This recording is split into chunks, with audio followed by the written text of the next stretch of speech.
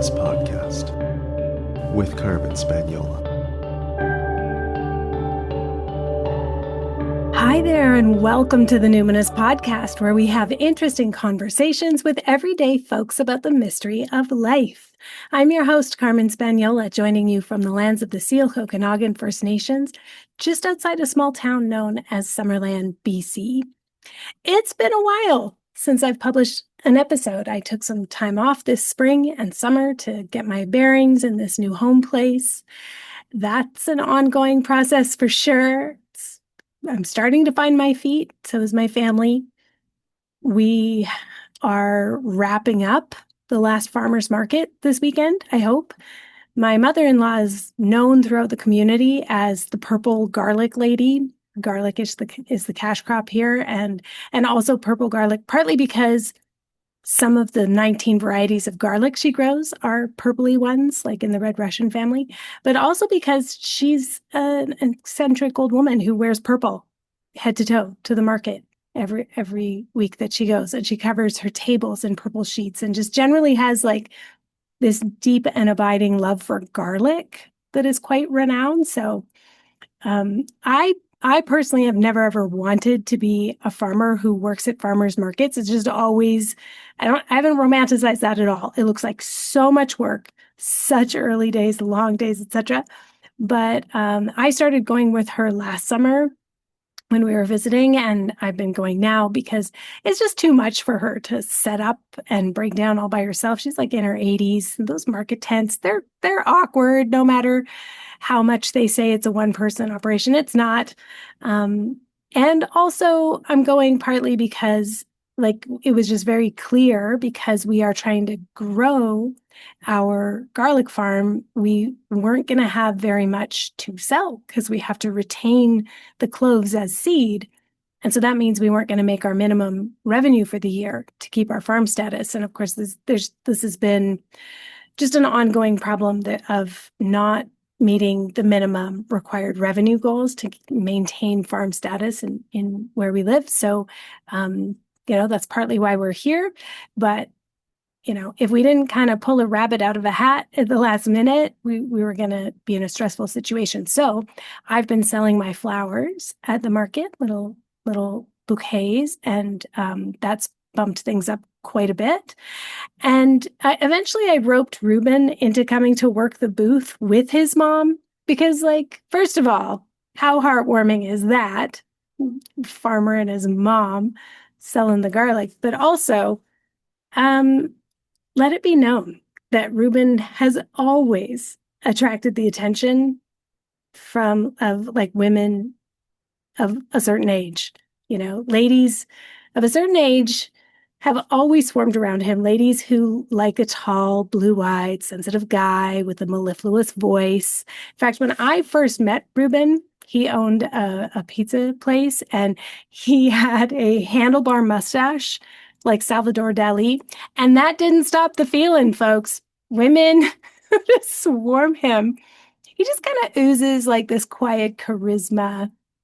So, between at the farmer's market, between Ruben's sexy voice and his mom's quirky stories about the history of each and every garlic variety that she's curated and developed, I just think it's quite a scene. It's a heartwarming thing.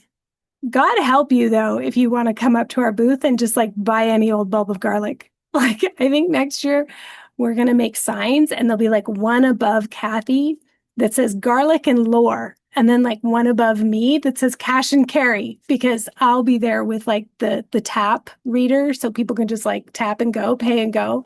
But if you go into the garlic and lore line, you basically bought a one-way ticket to Summerland's version of Lake Wobegon, where all the women are strong and have autism, and all the men are good looking and possibly also on the spectrum. And all the children are above average, but with ADHD and mental health problems. Anyway, I think that joke still works, even if you don't grow up, or you didn't grow up around rich people who listen to public radio.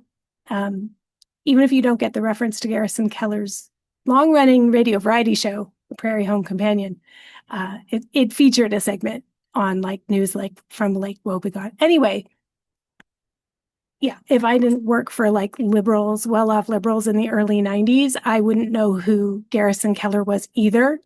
Um, as my Italian ex used to say, that's white people food. Anyway, okay. I'm sorry. Sometimes this podcast, I try not to make it too much of a vanity project where it's just like me telling myself jokes that I appreciate. But apologies if it's coming off that way. I really try. I feel like I'm just talking to my friends, but maybe this is how I am when I talk to my friends. Anyway, I just wanted to give you a little bit of a life update. Okay. The other update, though, I can't really tell you fully about just yet, but it's coming very soon in an episode that drops on September 14th, the Mercury Kazemi Day. So stay tuned for that because it is a big, huge, grand announcement. And I hope you're going to be just as excited as I and my partners are because it's an experiment. It's an experiment in anti-capitalist, anti-fascist, anti-oligarchy, movement building business. And I mean, that's great, but it's also kind of thorny, right? Because as the saying goes, there is no ethical consumption under capitalism. Like we're just always making trade-offs and choices and trying to mitigate harms. At least, I don't know, if you're trying to do business in a way that makes the world a little bit better, and that seems to be then something that I'm doing often. It just seems like then that means that I'm like, I've got to mitigate, because there's like no good choices. Anyway, I'm very excited to be able to make that announcement soon. The people that I've like told that are in inner circle and people that I've been like inviting into participation with this have been so excited that it's making me more excited. You know, when you have an idea and you're like, is this a good idea? I don't know. Is it? And then you actually get feedback that people are like really down with it. That's what's happening. And I hope you squealed with delight when you hear it. But it also brings me to today's guest because that feeling of always needing to make trade-offs and always needing to just make hard choices about how much we participate in capitalism, even as we're trying to dismantle it, right? We want to participate in commerce, but not the exploitative aspects. And so commerce, not capitalism. Anyway, I am so delighted, absolutely delighted, overjoyed, thrilled to have my special guest returning to the show today, Hébert. Hébert has a program called Marketing for Weirdos that they run every so often. And I'm telling you, I recommend it so often, so often to so many people. I want everybody to know about it, but especially all my friends who are, you know, neurodivergent, neurosparkly, we might say, neurospicy, who are sensitive, who struggle with being perceived sometimes, who are, you know, struggle to fit into like a normie kind of mold, right? I want all of them to know about it. Hébert, who goes by the pronouns they, them, Hébert is an artist, an anti-capitalist business consultant, and a social justice educator.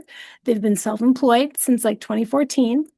And now they help fellow tiny business owners to build thriving livelihoods while sidestepping all those traps of capitalism.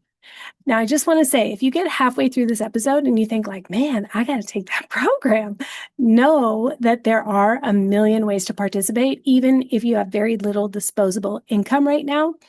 And I'm going to link to Hébert website, have it in the show notes. And also, I will link in the show notes to the last time Hébert was on the podcast talking about unlearning oppression. But for now, let's get right down to business. Hébert, welcome back to the Numinous podcast. You haven't been here since 2020, so let's refresh. Tell us what identities do you lead with today? Yeah, thanks so much for having me back. Super stoked to be here again. My name is Hébert. My pronouns are they, them. I identify as a queer, non-binary, raised in the deep south of the United States person. I live now in Brooklyn, New York, which is different than where I lived last time we talked. And I feel like, I'm I'm a white person. I grew up in a mix of kind of poor and working class experiences. I'm neurodivergent, survivor of childhood trauma. What else is there to say? I don't know. That's a good list. That's a good list. That's a good list. And I'm sure many bits and pieces of it are already resonating with a lot of listeners. I wanted to have you back. Last time we talked about unlearning oppression. This time, and I've actually wanted to ask you back about this for at least a year, but I wasn't recording seasons while you were teaching this course. It is your course, Marketing for Weirdos. I have so many questions. I've recommended it to so many people, not having taken it myself, but just following you for a long time, knowing you, I just knew it was going to be perfect for. So I guess I know a lot of weirdos. I don't even know how I would categorize folks, but I just know who it's going to be right for. So who are the weirdos, Bear? What's the commonality of people who are showing up? I suppose weirdo is an identity people self-select, but what do you mean when you say weirdos? Yeah.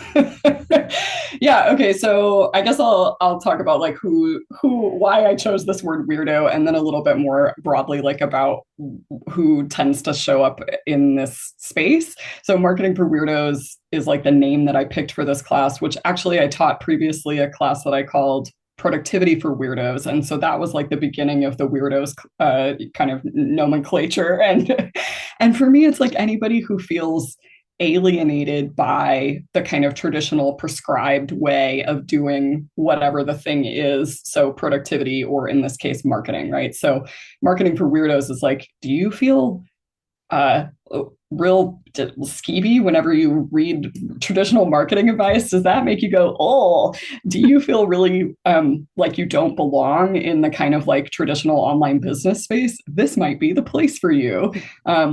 And so I use that word belovedly, like I don't mean it in any kind of derogatory way. I myself, definitely identify as a weirdo in these realms. And and it's a class that's for small business owners. It's really particularly well suited for people who are in service-based businesses, but also people who are doing products often find their way here and find a lot of value in it. Artists, creatives, freelancers, basically self-employed people who are trying to figure out how to get the word out about their business in a way that doesn't make them want to puke. That's amazing. Okay, well then the adjacent question or issue about this is around social media. And I just had a client session with this where she was like, oh, I didn't think I would do that course until I had enough people on my list, or, I had enough followers or that sort of thing. And I was kind of like, I don't know. Are we still following? Like you, Bear, yourself, you're not really on social media that much. You take huge breaks and then you just kind of like pop up a little. So if someone has a love-hate relationship with tech, or a hate, very clear, I want to be off meta, right? Yes. Like, how are they finding you? Right. Yeah. Well, okay. So in general, everybody who's trying to run a small business has to do a certain amount of audience building in order to run a business that is going to be successfully sustainable in the long term. And audience building could be a social media audience, but it also could be a newsletter list. It also could be people that you know in your hometown. It also could be colleagues from conferences or other networking events, right? So an audience doesn't necessarily just mean a social media audience, but it is just a fact of being in business that for a vast majority of people, you kind of have to have a big enough group of people who are interested in what it is that you do, so that then some percentage of them will regularly buy things from you and let you have enough income, right? And so for me, I did a lot of years of really diligent social media showing up, right? So the fact that I'm hardly there at all now is the result of having been there daily for many years, like 5 to 7 years of kind of like maybe not every single day, but like very regularly making content, creating content, engaging on social media, and trying to grow the audience. But the thing about an anti-capitalist approach to marketing is that you don't need to just grow forever and ever to an infinite number. And so for me, I have about 10,000 followers, maybe 11,000 followers now. And that is a number that generally sustains my business. And I need for that number to go up about 1,000 people every year in order for the business to continue sustaining itself. But I don't need it to go up 10,000 people a year. I don't need to have 300,000 followers in order for my business to make enough money for me to live the life that I'm trying to live. And so that affords me the flexibility to be able to say, I'm not promoting anything actively right now. My client spots are full from the last time I did a promotion. Last time I promoted strongly, I made enough money off of the course that I sold that like right now I'm just in the implementation phase and I'm not trying to actively grow the audience. So I just go quiet and I'm like, I don't show up there. I'm not posting. I'm not sending things to my newsletter, because for me, the point of utilizing those networks is to bring people into my business and hopefully encourage them to buy things from me if I have things for sale that they want to buy. And so then, we're talking at the beginning of September and it's like, okay, in October, I'm running marketing for Weirdos. So like basically starting tomorrow, I'll be back on social media every day for about a month, diligently promoting this class because I'm trying to get 100 people to sign up for it, and so then I have to be there all the time for a short period of time, but I don't need to be there that regularly 24/7, every day of every week for the whole year. But it took me a long time of being there regularly, building out the audience to a big enough size that now I can take real breaks from that. And so I know that for people who are still in the audience growth phase of running a business, that it is really tiring to feel like you have to show up all the time. And so I'm not saying you have to show up all the time until you hit some magical point where then you don't have to do that anymore. I think there are cyclical ways that you can still kind of do a version of what I'm doing. But the idea that we have to be, that the only two options are to be perpetually glued to social media forever and ever, amen, or to just leave it all together and never touch it again and not want anything to do with it, I think is a real false binary that makes it so that the tools are using us instead of us using the tools. And so to me, social media is a tool to further my business, to further my life. And I try to really use it as such. And I try not to use it as, I try not to let it be something that is using me. And, and when I'm not there for my business, I'm also not there personally. I don't have a personal account. I'm not scrolling endlessly. I delete all the apps from my phone when I'm not actively promoting something. And I really feel like trying to reorient around social media in a way that's like, this is something I can use instead of something that this is, something that's using me, really gives me so much of my own power back. Anyway, that was a long meandering answer, but that is really what I'm hoping for in terms of what I hope to empower other people to be able to do. And and it might not happen overnight, but there is a way to approach social media and marketing through social media really differently than the ways that we have been taught and trained that we have to do it. Well, and I think the same idea of, having multiple income streams in your life, I think we can have multiple audience building avenues, right? So I've been helping my mother-in-law at the farmer's market, and everybody knows her as the purple garlic lady. So when I'm going up to other vendors and saying hi, and I'm here with my mother-in-law, and they're saying, who are you with? And I'm I'm over at the garlic. They're like, oh, Kathy, so it's oh, Kathy has 50 years in this community. She has an audience. And so therefore, when I was oh, I should bring flowers to the market because we have a lot and that might help our bottom line. Well, people are coming for Kathy, but she's going, this is Carmen, my daughter-in-law. And so I'm getting kind of the reflected glow of Kathy. And within, right from the first week, flowers are 25% of our sales, it's wow. And so it's I'm much more comfortable having like a body of work that's out there on the internet, haven't really marketed in person in a town for over 15 years. I found that very intimidating. People are like, "Oh, are you gonna, do groups here?" And I'm like, "Are you kidding? No." Like I'm so self-conscious. I think having this idea of like, what is enough that's gonna fulfill our goals? I don't know enough people in town, so I should probably go to the market and have that FaceTime. There's lots of different ways that I think we can think about how we build the audience. And it's multiple income streams, a little bit in person, maybe a little bit in social, maybe a little bit on newsletter, especially in collapse times. I think, it's that saying about all the eggs in the one basket, right? Yeah. Yes. What if somebody doesn't have like a prior body of work? Because, what if you're just like, oh, I'm starting a totally new business? In these times, in this moment, 2025, would you say, like, is there a kind of felt sense, intuitive sense you have of like, okay, well, here's what a person should think about if you were like, I'm switching careers or I'm starting something totally from scratch. I have no prior body of work to refer to. Yeah. Are we starting on social still? What do you do? Yeah, exactly. What do we do? Yeah. Is it still all about the newsletter?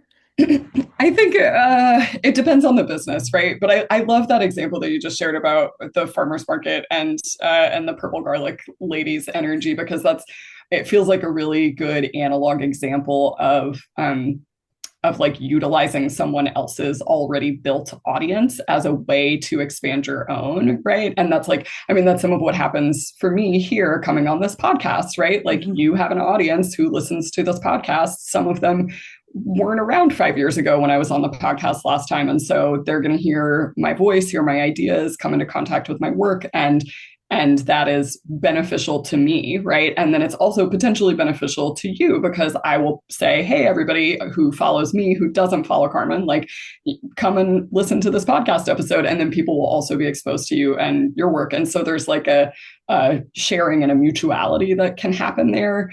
And so, yeah, I feel like that's like pretty easy to imagine in a digital space, but it's a little trickier to imagine in an analog, like real life space. And so I really love that farmers market example that people are like, yeah, I'll buy flowers from you because you're related to the purple garlic lady who I already know and love and have a relationship with. So that's really special. Yeah. So if you're starting from scratch, I think the kind of things that I recommend for people to do kind of off the bat are to, this is my I should really record this as like a small online class, because, okay, here's a crash course for like, you're starting a business from zero. What do you do? Yeah. Basically, like, write a paragraph about what it is that you're trying to sell. Start there. What is it that you're trying to do? What are you offering? What is for sale, right? Just literally answer that question. What is for sale? And then make a list and do it on a spreadsheet if you're into spreadsheets, or do it in your notebook if you are into notebooks, or I don't know what, like, write it in the sand with a stick if you're witchy or whatever, right? Like, do it in the right place that's where it will feel like good and right in your body to do it that way. Make a list of everybody that you know, who might be interested in any part of this. And that could be the thing, they might be interested in the particular thing you're selling, or just that they might be interested in you because they have some relationship with you. So, then I recommend that people kind of organize that list in by tiers. So like people who are your ride or dies, and then people who are like people who you have some deeper relationship with, but maybe are not your like besties. And then people who are like some degrees of separation away, where you're like, we met at a conference 5 years ago, or I don't know what, right? Like whatever other way that you might know people. And then literally write a personal email that you can send in 3 groups to those 3 sets of people. And that's basically how you start building an audience, right? And so the thing that you include in this email is the paragraph of the description of what it is you have to sell, a link to sign up for your email list. So even if you don't have an email list yet, even if you've never written anything before in your life, even if you don't plan on writing a weekly newsletter or anything like that, having a way for people to consent and opt in to hear more from you is super important. And so you're going to have a link, right? And the low cost bare bones version of this is just like a Google form where people can put in their name and email address, and it will go to a spreadsheet in your Google Sheets. Like that can be your zero cost way of making this happen. If you want to subscribe to a newsletter service, you can set that up and have people go to a link to an opt-in page or whatever. But I ran my business with like zero software for a long time, zero paid software subscriptions for a long time. So I'm really pro that if that's where you're at. And so have a way for people to be able to consent to opt in to hear more from you about the business. And then it's right the beginning and the end of the email, right? Which is like, hello, you may not have heard from me in a while. Here's some updates about how my life has changed recently. I've decided to go into business doing XYZ thing. Here's a paragraph about what it is that I have for sale. If you'd like to hear more from me, click this link. I will not email you again about this, period, right? And so that's like, you get one shot where you can just like send a life update email to people. I don't know, you could send one like in 5 more years or something, right? But like, I think the kind of unsolicited, I'm telling you about my business email, you can't send a lot of those. You can't send those with great frequency, right? And then you just send that out, and you can send it from your personal email account. And that is how I would say most people will begin to grow an audience. And so that is the very beginning of marketing. It's just like deciding what it is you have for sale, getting some clear verbiage about what it is, and then telling people that you're going to do that. Yeah. Totally. And then just repeating that over and over again forever. And, you know, like your mom or your BFF or whoever is going to like subscribe to your newsletter, the people who are on that ride or die list, hopefully some of them will subscribe. And then a few of the people from that middle tier and like maybe 2 people from the like smallest tier are going to subscribe to your email list. And then as you have things for sale, as you have client openings, you have a workshop you're going to host, you can email those 7 people. And that's the beginning of running the business. That's the beginning of building the audience. That's the beginning of doing marketing. I could tell you what I would do first on social media, but before I would even touch like a social media strategy, or even like building a website or like getting a logo or any of that stuff, I would literally just start with, here's what I have for sale. Here's the people that I already have a relationship with. And here's how you can continue to be in touch with me. That's the basic mechanics. Totally. I have a great real life analog of this. So Great. My dear friend, Marianne, she lived around the corner when we were in Victoria. She was like, we could do cool stuff with a farm stand, but a farm stand in town here that just literally serviced 5 square blocks. Like we'll have, you know, soups in the freezer, and I'm going to bake on Thursday, Friday, Saturday. And then when I do jams or tomato canning or whatever, like that kind of thing. And so she did literally that. She sent out an email to neighbors and was like, I'm going to have a farm stand. We're going to sell our eggs. I'll put the sign out. It'll be Thursday, Friday, Saturday. And I'll let you know every week what baking I'm doing. Let me know if you still want to be on the list. It's 5 years later. I don't know how many, but like certainly it's more than 100. Maybe it's 500. I don't know. I don't know how many it is. But what happened, I was just talking to her about it the other day. And basically what happened is she started putting her writing, because she's a writer and a poet and an artist as well. And so she would just have musings. It's like, so she sends an email every week, farm stand news. Here's the cookies that I'm making. Here's the breads that's going to be there on Thursday. Here's what's in the freezer. If you're looking, you know, here's the salsas I've made. Here's the soups I'm making. And then a little thing about, you know, what's in bloom, and because she's a philosopher and a poet, it's just always gorgeous. It's just like this weekly essay. You're crying within the first 3 paragraphs. It's so poignant. It's like memories of my Mennonite grandmother, blah, blah, blah, whatever. And It's absolutely fabulous. And now what, of course, has happened is people forward that email because they're like, Right. oh, there was this beautiful essay, or like, oh, this is my friend Marianne. And so that's how it's grown. And it's just literally her personal email address with a big courtesy coffee kind of thing.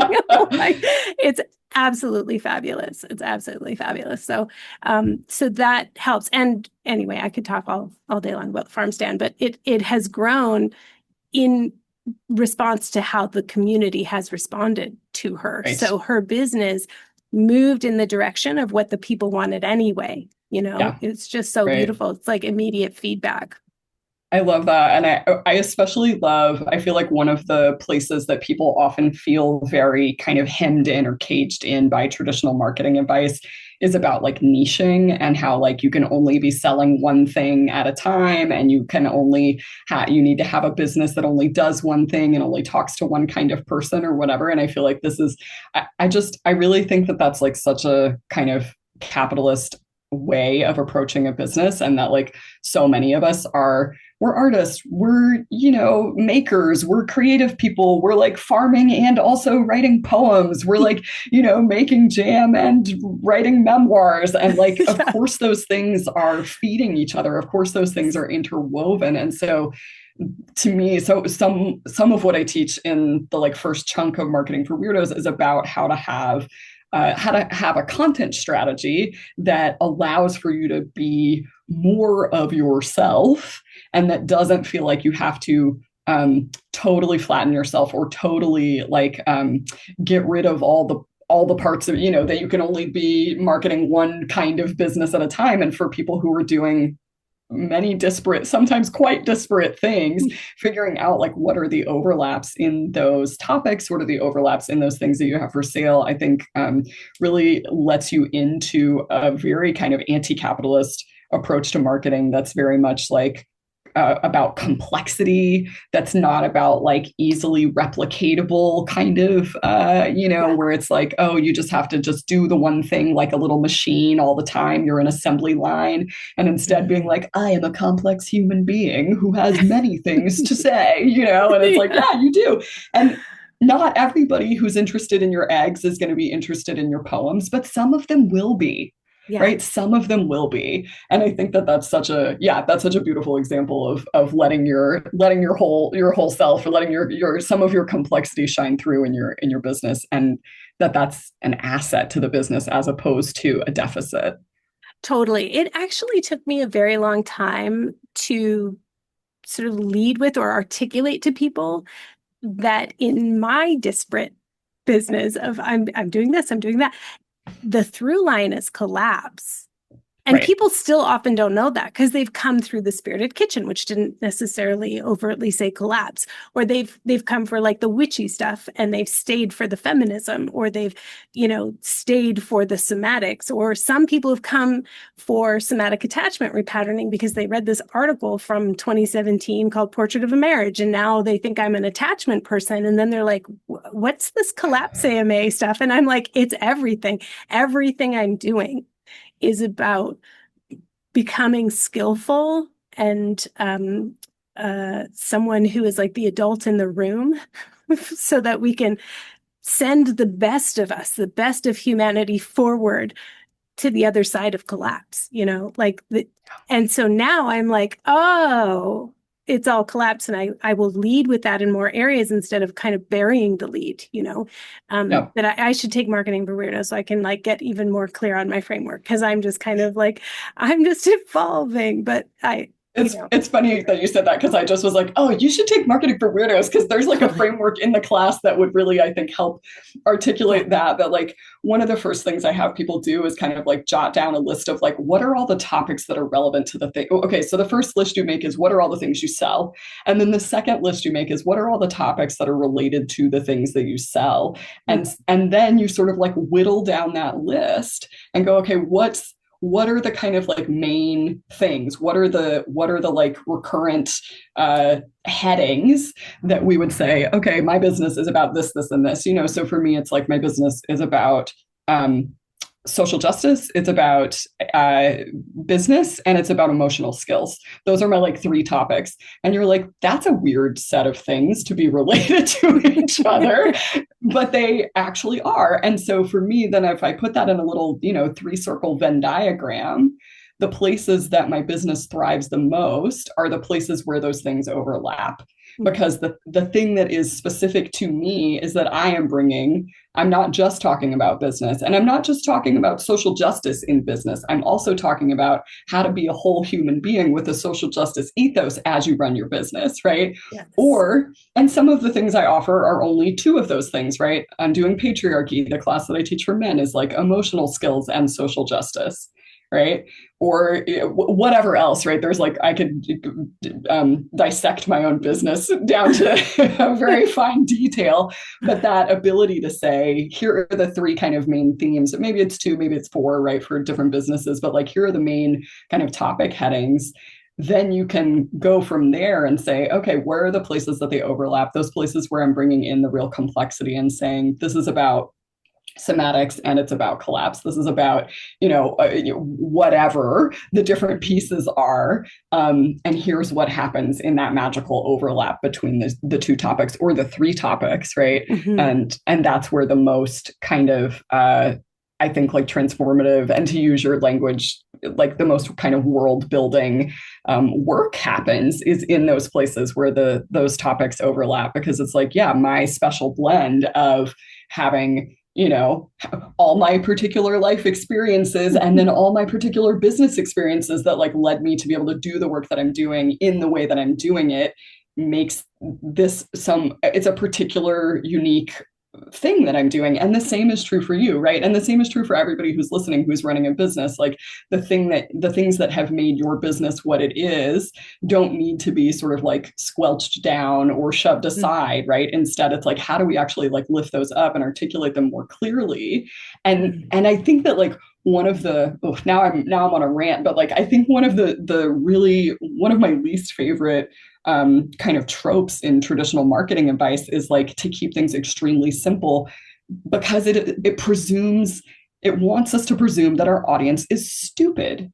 And my audience is not stupid, and your audience is not stupid. Like very thoughtful, very intentional people are listening to me and are listening to you and are probably listening to many of your listeners in their own content creation. And so the idea that it is beneficial to like keep things extremely simple and like really only talk about one thing, I think presumes something about my audience that's simply not true. And so being like, yeah, no, actually, I'm going to talk about the complex stuff, and just the people who this is for are going to follow along. The people who get this and who this is beneficial to are going to understand, and that's going to light things up for them, and it's going to make them more interested to continue this conversation. 100%. I totally share that as well. I was never good at niching. And also, I just think kind of adjacent to that is like, I actually don't want people to be making choices about engaging with me from a place of being in pain. I don't want to poke their pain point. That's the last thing. What are you even talking about? I'm like it's just, yes. It's like, there should be a marketing version of the like no animal testing. Like it's like, yes, I am not going to like no pain point trauma. Marketing. Yes. No pain point marketing. We're not doing that, Yeah. So, okay, moving us into pain point. This is, content warning for folks. I'm going to be using language that is frequently used on the podcast, but if you're new to the podcast, I use words like genocide, totalitarianism, fascism, etc. How do we market during multiple genocides when it's just like, oh my God, the world is burning? I, as a person who like, I'm talking about collapse, it's like, I could be making so much more content that is relevant for this moment. And I'm kind of like, I already talked about all this when I was telling you guys this was going to happen 5 years ago or whatever, so I'm kind of like, I already said what I said, and I should probably be saying more or again. And I'm kind of recycling old posts sometimes these days to be like, I already said a thing about this. I don't feel like making content about this topic. It was actually easier to talk about collapse before things were actually collapsing in such acute ways. So what are you telling people about, like, how do you show up to market your business to survive in converging emergencies and the rise of totalitarianism? We kind of have to do it because there's such economic precarity, but it also can just feel so off key, you know? Yeah. I love this question. People always ask it, and I've thought really deeply about it because I too have to market during the ongoing genocides and collapse. And the rising tide of fascism. And I think like one thing I have lots of thoughts on this. One thing that helps me is that when I look back, like I have been for the, I don't know, I started my Instagram in like 2014. The world was not great in 2014. And there were not constant, but continual and repeated moments where something very bad happened or something very bad was continuing to happen. And I had to promote whatever it was I was promoting amidst that. And so over the course of these last like 11 years of being a person on the internet, I have really tried to grapple with this question of like, what does it mean to show up here in this space, in this time, when so much of people's attention is on something else, and rightly so, right? Like this is something we should be looking at. We should be looking at Palestine. We should be talking about Congo. Like we should be, like all the different pieces of the world that are falling apart. But that's like also been true over and over and over again. It's like, okay, the summer of 2020, it was like, oh my God, are we allowed to talk about anything else except for the racial justice uprisings that are happening? And it's like, well, on the one hand, maybe no, maybe we should just be talking about this 24/7. And on the other hand, as you said, like there is a kind of financial precarity that many of us are up against. That means that we have to keep running our businesses even as the structures around us are continuing to collapse. And so I think there's a couple of things, right? So at a public facing level, one of the ways to keep doing this and not feel like such an asshole it is to talk about your worldview a lot. Talk about it early, talk about it often, talk about it frequently. Tell people that you think that fascism is bad. Tell people that you are opposed to genocide. Like say that enough in whatever ways you can that people are not confused by your marketing something, right? So it's like, I am opposed to these things and also I'm marketing. I'm opposed to these things that are happening, or I'm in support of this good thing that's happening, right? Like when that's the right thing. And I'm marketing this thing, I'm promoting this thing that I have for sale. And so that's like kind of that kind of outermost layer, which is like, just tell your audience where you stand on things. And you can say overtly, and it feels weird to talk about anything other than this right now. And yet I have to because capitalism, right? And because our audiences are not stupid as the business people would have us think they are, right? Like your audience can understand that. So second layer is like managing the kind of like, social relational kind of piece of it, right? Which is like, okay, but like, what if somebody gets mad at me? What if somebody in my audience is mad? What if somebody like leaves a nasty comment about like, how dare I do this thing at this time, whenever we should be thinking about this other thing, right? Mm-hmm. Which does happen. Like, what do I do then? And so then I think there's like a kind of a framework that you have to have internalized that's like, you have to really believe that it's okay for you to want to survive. Mm-hmm. And you have to believe that it's okay for you to do what you need to do in order to survive. And for most of us inside of capitalism, surviving means continuing to make money, right? And that's part of that. And to me, the other piece of it is like, if I feel really guilty for promoting my work right now, because I'm like, how could I be promoting this work right now? How could I be doing anything other than like trying to end the genocide in Palestine or whatever, right? Like whatever the current thing that's happening is. One of the other things is to like actually turn that scrutiny gently inward and say, am I doing enough? Am I doing enough? If I'm afraid that like somebody might come at me and say, how could you be talking about this right now? Then I have to ask myself, am I doing what I can? What is in my control? And am I doing those things? And like, am I active in my community? Am I showing up at the protests? Am I going to the, whatever that looks like for any of us, right? Like, am I making the phone calls? Am I cooking food and putting it in the community fridge? Like whatever the version of fighting against and also building anew towards, like whatever that looks like for you, I have to know in my own heart and soul and body that I am doing what I can in order to be able to feel okay about doing the work that I'm doing for money inside of capitalism, right? Mm-hmm. And so those two pieces of like, well, if I don't feel that way on the inside, then it's really dangerous feeling for someone to come at me and say, how dare you, and wag their finger at me, right? But if I know whatever it looks like I'm doing on the internet, I know what I'm doing in my real life. I know the meetings that I'm going to. I know what, like whatever those things are. And so if someone comes at me and says, what's your problem? How could you possibly? I get to go, you know what? That's actually about them and that's not about me. And, totally. And I have to do what I have to do in order to survive, both in terms of making enough money and in terms of contributing well in the ways that I can to the fights that I'm trying to fight. Mm-hmm.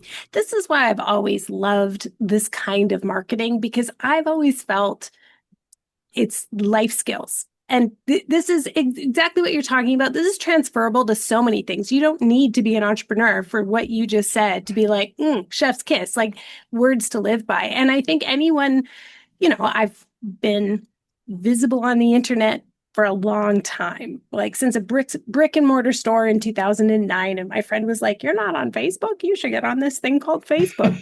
Like it's been a long time. And so yeah, that anybody who's been visible on the internet for a minute has had probably some kind of scrutiny or, nasty comment or, and for me, the way I have to live my life is exactly in that way, that it's like,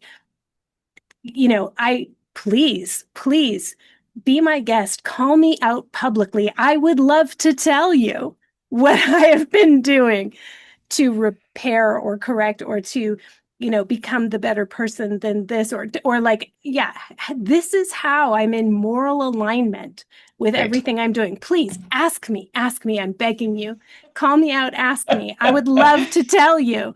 Yes. Because that's the sort of like the personal alignment piece that I like, thrive on, keeps me up at night, wakes me up in the morning. Like, and so, and that hardly ever gets to be on the internet, Totally. So it's like, please, somebody call me out. I would love to respond.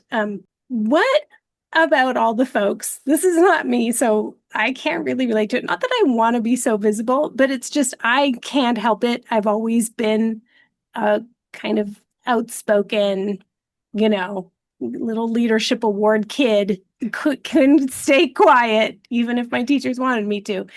But what about all the folks who actually don't even really want to be perceived? They just want to do their work and they don't really want to have to market. Like, can you still be in business if you're a little weirdo that doesn't want to do the marketing part? Yeah, what a good question. Okay, so I want to answer this in two ways. My first answer is like, yes, absolutely. It is totally possible to run a business without social media, without content marketing of any kind, without, being a person on the internet. It's totally possible to run some businesses that way. Not every business can run that way. And that's just true. And so, you have to ask yourself, like, I would say, like, if this is you, do some math, look at your actual financial needs, look at how much money you can expect to bring in from your business through the kind of like word of mouth, doing no marketing version of the business that could exist, right? Where you're just like, people just, but so many of my clients and students are like, I just want to be the witch in the woods that like people just like kind of know where I live and they just like show up and find me and then I magically do my work with them and then they go away, right? And like, and then I'm left alone again. And I'm like, yeah, that sounds pretty dreamy if that's the thing that you're excited about. And for most of us, we're not running businesses that have we're not running businesses or living lives that have that low of an overhead where it's like if someone comes, they come, great. If they don't come, I'm also fine. Like most of us need to be making more money than the no marketing version of business allows for or would bring in. And so, do the math. If your business will work without doing any more marketing than you're already doing, high five. I mean, More that power is a to pretty you. amazing minimum viable product. If you're like, I can survive pro bono, or I can survive if nobody comes, that's a Yeah. real unicorn. Right? It's Yeah. totally a unicorn. Like, or like I can survive with just like the people who already kind of know me because I don't know. If you're like, I'm a massage therapist and I live in like a small city and the cost of living is very low and I've been doing this work for 10 years, like maybe you don't need social media. Like Yeah. maybe you just like already have enough clients and they tell their friends about it enough and like the size of the city is big enough and the number of massage therapists is low enough and like maybe that works, right? And you're Okay. not trying Yeah. to like build an internet business. There's a way that is possible, and it's Okay. not common, right? And it's if you're Right. trying to build a business on the internet, you like absolutely have to do some marketing. It just is the way that it is, but it doesn't have to be social media, right? If you hate social media, if you want to get, I was about to say a really crude thing, but I'll hold back. But if you want to get out of like the metaverse, right? Like like there is a way to build a business that is reliant on a non-platformed newsletter, right? Like write a newsletter and send it out through MailerLite. Like you don't need to be on Substack. You don't have to have a Patreon. You don't have to have any of the platforms supporting your work. Like just use the software. It can be very basic, but like if you write good quality content and you tell people about it, people will come, right? If you like audio stuff, you can make a podcast. That is a way to get an audience, right? Like you can start a YouTube channel. You can become whatever, like whatever your whatever your most palatable, like least repulsive way of doing content is, you can do that. And I think it's really possible to do that in a way that doesn't feel like so horrible all the time. But I think like one of the kind of key, this is like real deep, but like one of the key things that I think really gets in people's way about this is that they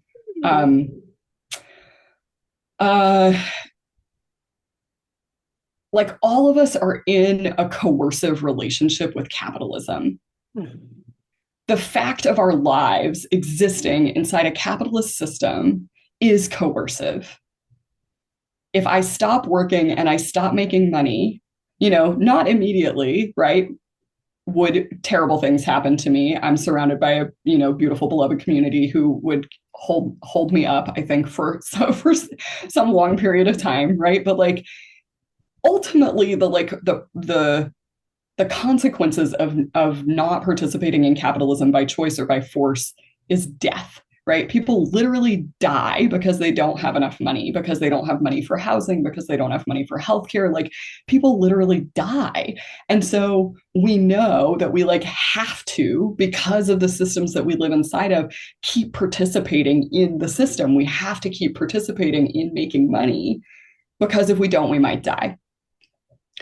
And that coercion is like so hard to accept. And I don't think that we have to like, just be like, just swallow it. Just be like, yeah, cool. This is cool. I'm fine with this. Right. I'm not suggesting that, but there is a degree of allowing for that reality that has to happen in order to be able to continue participating and not just feel like the grinding of the brakes all the time in every single action you try to take inside your business. If you are still really angry and resistant about the fact that you have to participate in capitalism at all, it is going to be very hard for you to run a business with any ease or any peace in your heart and in your relationships, because you will be continually just like hating the fact that this is the thing that you have to do and that you're being forced to do it. And like, man, yeah, because like, yeah, because this sucks, and it sucks for all of us, right? But that piece of like, I'm still so mad on a really deep level that I'm being coerced into this is like, I think kind of that's an unlockable piece for many people, if you're willing to look at it, if you're willing to like find your way towards a more complex relationship with our position inside of capitalism, right? You know, in which case, maybe that person wants to get a job so they can direct their ire at their boss, because that could be like, so I had an astrologer one time who was like, well, you know, Carmen, your Mars is in the 6th house, so it doesn't matter where you live, you're always going to be dissatisfied with your housing conditions. You might as well buy a rooster and just get into this antagonistic relationship with the rooster rather than have like your distributed, you know, rage throughout the property. Just like give it a focal.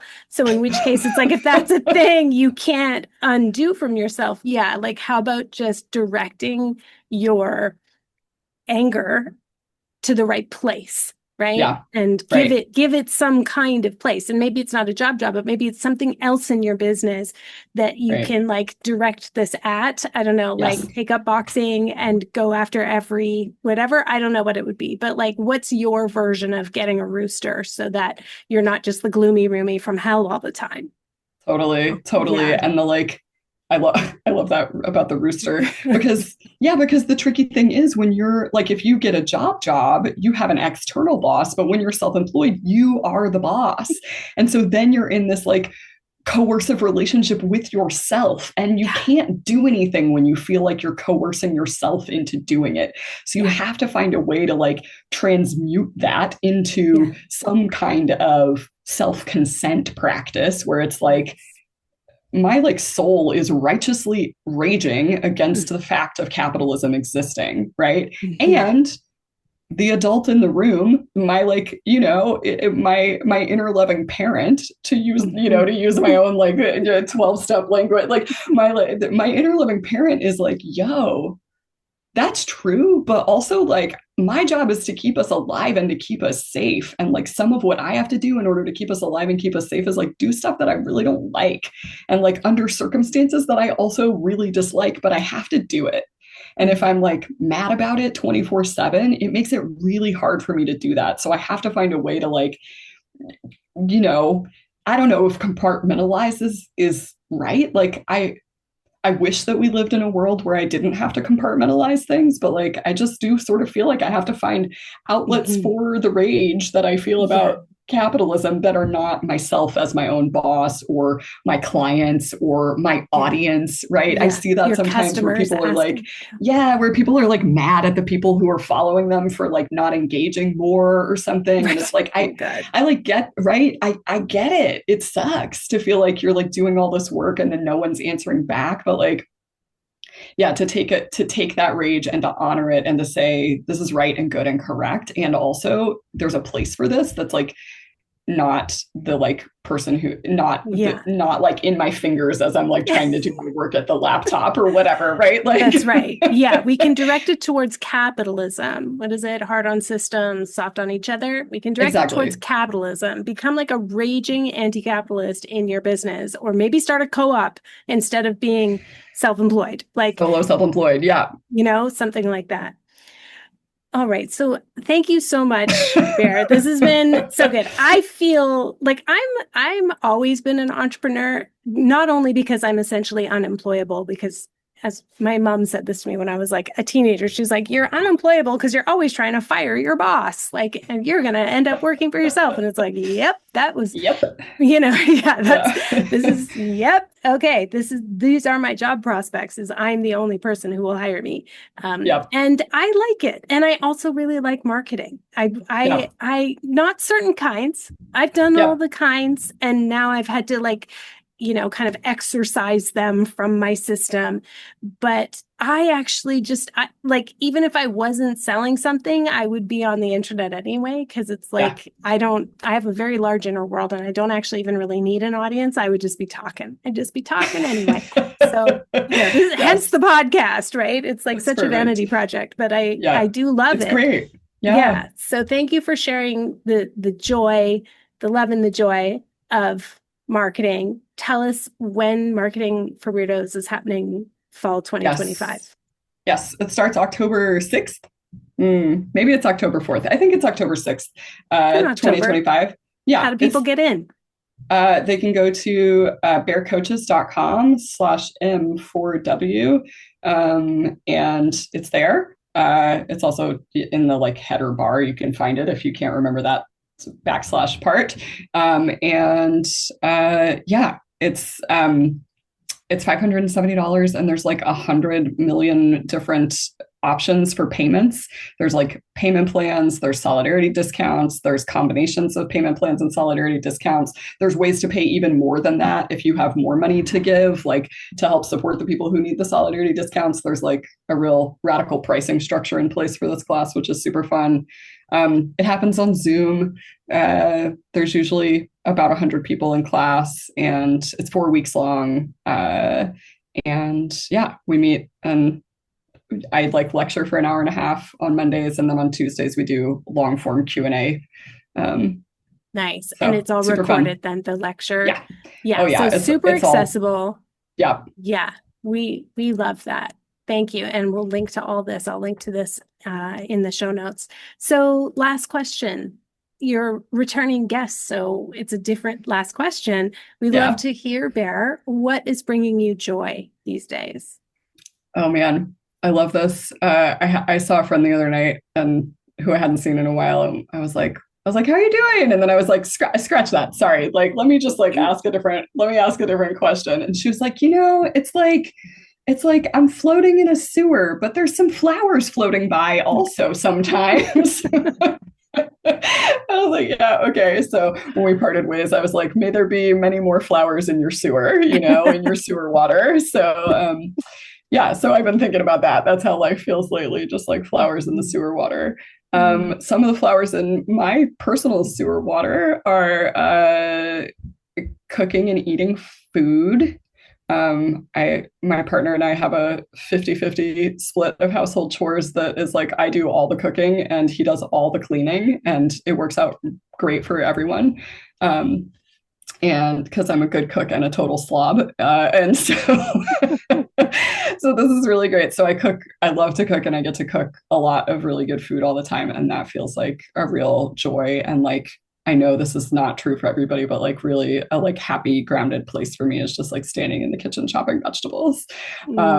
So I love that a lot. The weather has just turned a little bit here in New York, and the heat is gone. It's like not getting above 80 degrees most of the time. And that feels really, really nice to just like be out and feel that little bit of crispness in the air. And one more thing that's bringing me a lot of joy is living room karaoke.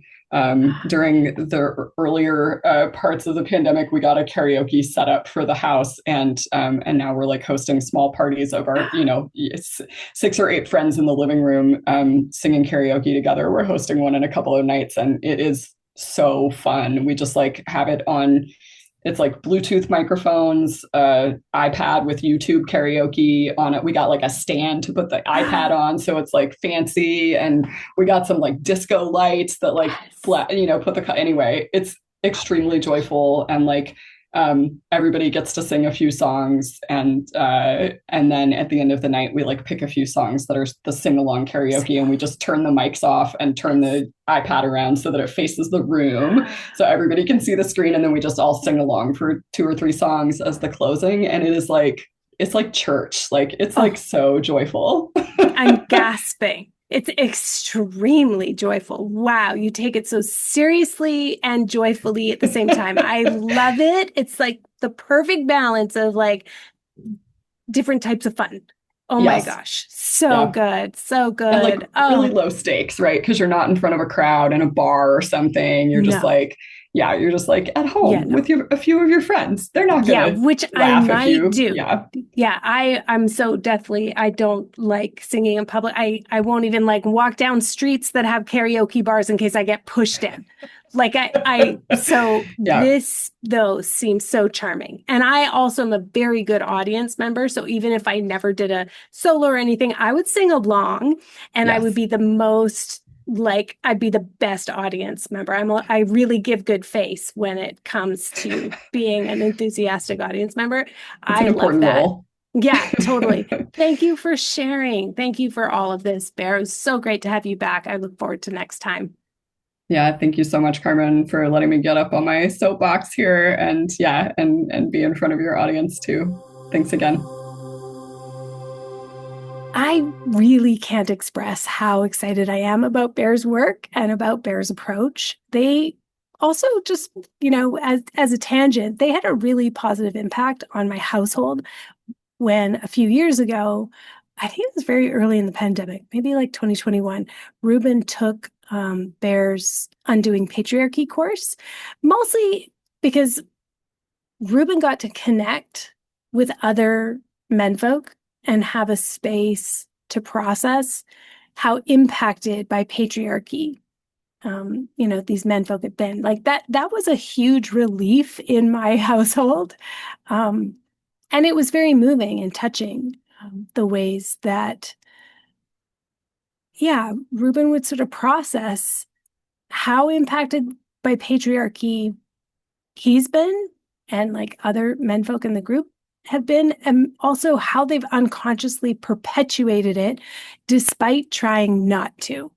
It was so great. It was just such a relief for me to know that like my man can process that with other men and, non-binary folk like Bear holding space instead of just with me, Though that said, I wish I could have taken that course too, actually, because I know I and a lot of other woman-identified folks still have a hard time articulating patriarchy when we see it, when we're impacted by it. Like we can kind of get in the weeds a bit and sort of consider things like, I don't know, just a personality issue, or like it's just about that one person. But actually, being able to like articulate, oh, that's patriarchy in action. It's just so great to have a clear framework, and Bear's frameworks are just that. They're just really clear, very articulate, very grounded and coherent and matter-of-fact frameworks. So if you can learn from them, you totally should. So the link is in my show notes, in your podcast player app, or you can go to numinouspodcast.com and click through to Bear's websites there. As always, I want to do a little shout out. And today I am going to share a review of my book, Spells for the Apocalypse. And I am not actually thanking this person, if this person is even who they say they are. Okay. So I can't even remember why I was looking on Amazon. It was probably because I was prepping for this and I was like, oh, I usually like to read a review and thank someone or whatever. Anyway, so I went to go look at Spells for the Apocalypse, and it has pretty good reviews, not many of them. I haven't really promoted that book, but then there was like, I always like to see like, what is the feedback for the 1-star, 2-star review. So there's a 5-star review, there's a 1-star review. And the person wrote, okay, the person wrote 1 out of 5 stars. This is Melinda. 1 out of 5 stars. Waste of Money was the title. Not sure if there's anything of substance here. Rambling diary of a 13-year-old girl needs an editor. So disappointed.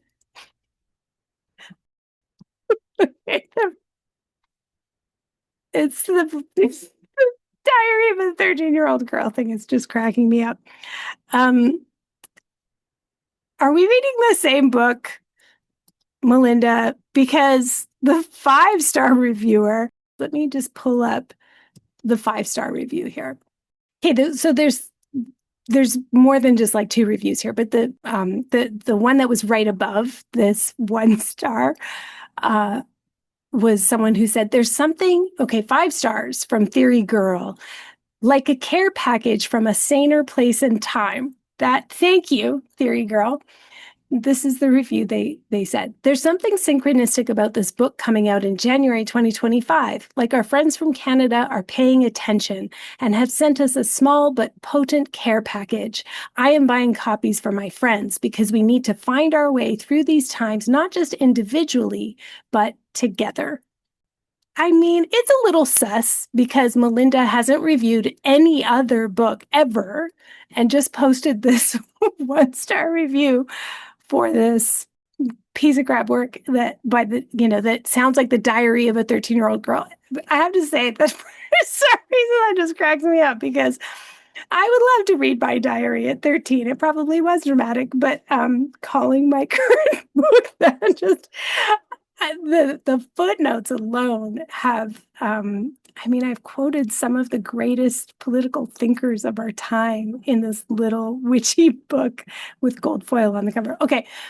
But in all seriousness, if you heard me share the review, the other crappy review that I got about The Spirited Kitchen, I think it was, and how it made me read Robin Wall Kimmerer's reviews. I think I was talking about this in the last episode or a couple before, where I basically just lambasted people who leave drive-bys like this, just take a pot shot at authors online.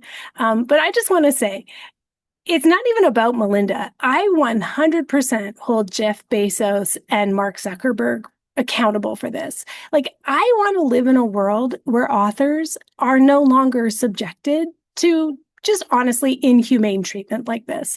But it's not the Melindas of the world. It's the Jeffs and the Marks and all of that, because the tech bros have created a world that is so inhumane. It's so bereft of respect for life, for each other. It's so denigrating and so condescending towards creativity and empathy that this is what we've become. It's so rude. It's so undignified. It's so unbecoming of a fellow human. I just find it's so unseemly for this person to have essentially anonymously written something like that about someone else's work. You can go ahead and say you don't like my book and you can give some context for why, right? You could say, I really feel like this concept needs, more like a 300-page book, or I felt insulted that they took such a serious concept of collapse and tried to put it into this little magical book, or I don't like, I don't think there's a place in witchcraft for this level of geopolitics or something, whatever. But what this person did is they just dropped in, created an account, dropped in just to insult someone personally. And actually, I could even take a personal insult in the context of robust critique, honestly. If somebody was here's my critique, and also I just think she seems really self-centered or something like that, fine. But that's not what this is. I think people, everybody, but in this context, authors, I think people should not be subjected to that. I also don't think people should become a form of entertainment for folks who enjoy being rude or mean or causing personal suffering on the internet. And I also don't think authors, creatives, or anybody should be entertainment for people watching this unfold from the sidelines, right? I don't think we should be subjected to this anymore. So just fuck all those guys that have created this absolutely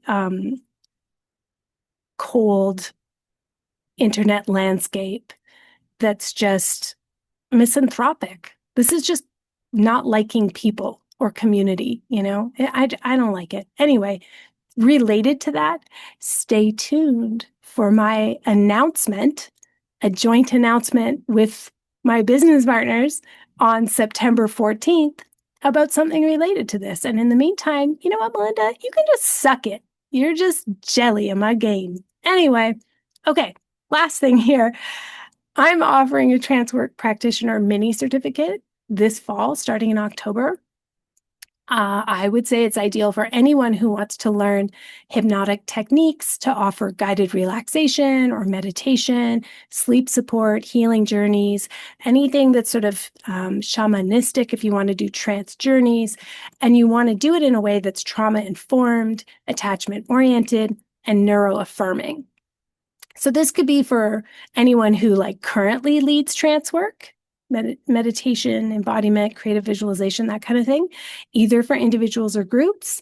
And especially if you have no prior formal training, specifically in trance work or hypnosis, that kind of thing, this would be good for you to just make sure you're hitting all the marks. It would also be good for folks who would like to lead groups or individuals in deeper attunement practices, but they don't necessarily want to become a full-fledged accredited hypnotherapist. You're a therapist, you want to guide people into doing this stuff, but you don't want to take a really comprehensive multi-$1,000 program. This would also be a good way to just make sure you're getting the theory, the principles, the techniques that a good clinical hypnotherapist would have. It could also be good for someone who works in a mental health or personal development role, like a spiritual guide or counselor, and you just want to ensure best practices for working with deep relaxation and altered states of consciousness, especially when you know that trauma isn't necessarily what people are coming to you for, but all of us carry it, and if you're just kind of a little cautious about working with deep relaxation and altered states of consciousness because of trauma, I hear you, I feel you, and this is for you, okay? It could also be good if you were trained in hypnotic techniques a long time ago and you would like to, empower your clients with perhaps more agency, consent, choice, trauma sensitivity, critical awareness of power dynamics than perhaps you were taught in your training program. And I already have people who've signed up who are in that exact spot. They're a clinical hypnotherapist, but their training was 15 years ago. And we just know a lot more about consent and power, rank, and privilege in the therapeutic context, right? So you'll find the registration page under the trainings tab on my website. It would be great if you could come and attend live, but it's all happening on weekends and they're long days. So I totally do not expect live attendance for all those weekends. And it's going to be recorded. So it's totally fine if you just come for portions of it.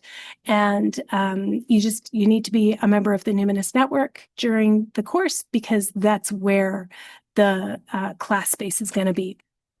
Last thing I'm going to tell you in this episode, Free Week is back. It's the last one of the year. It's happening September 13th to 19th.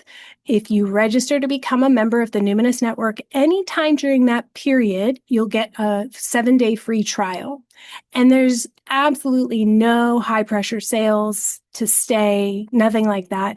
And if you're alumni, you are so welcome to come back and just pop in for a quick visit. We would love to see you again. Check out the live schedule for the Numinous Network at carmenspagnola.com, CarmenSpagnola. Until next time, take care.